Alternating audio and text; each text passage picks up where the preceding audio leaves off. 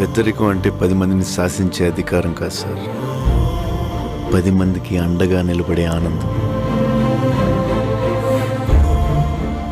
మన కోసం ప్రాణాలు ఇచ్చే మనుషులు ఉండడం మన గొప్పతనం కాదు సార్, ప్రాణాలు ఇచ్చేవాళ్ళదే. ఆ ప్రాణాలు బతికించుకోవడంలోనే మన గొప్పతనం ఉంది.